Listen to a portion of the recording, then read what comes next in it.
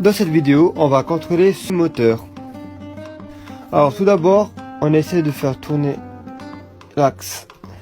Là, il tourne vachement bien, donc c'est bon.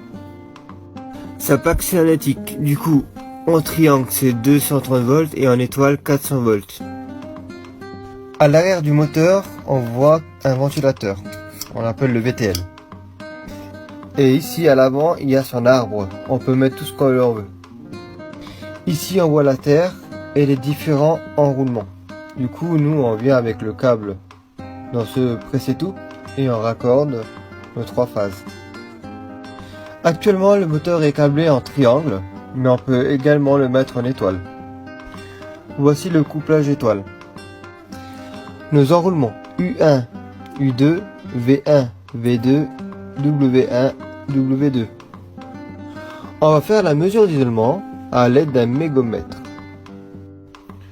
Tout d'abord, on change de position. Donc le moins, le plus. Ici, on règle à 500 volts. Vu que j'ai mis en étoile, donc c'est 400 volts. Voilà. Donc le moins, je le relie à la masse. Là, je laisse les enroulements et je fais ma mesure d'isolement.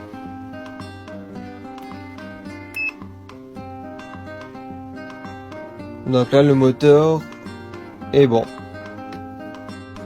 Alors, la mesure consiste à avoir minimum 500 kilo ohms. Et nous, on est à 550 méga ohms.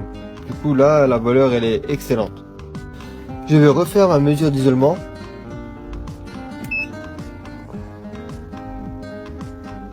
« 500 mégohms. 500 mégohms. 500 mégohms. On est bon.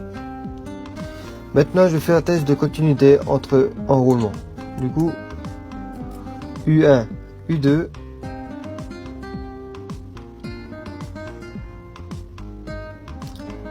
« 6 ohms. V1, V2. 4,9 ohms.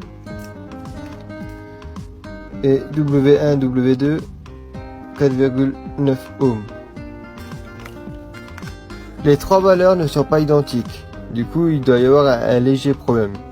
Dernier contrôle de continuité entre les enroulements. Entre U1, V1.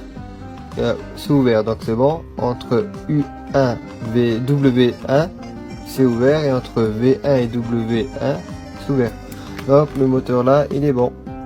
N'hésite pas à me poser des questions en commentaire. Et surtout, partage cette vidéo.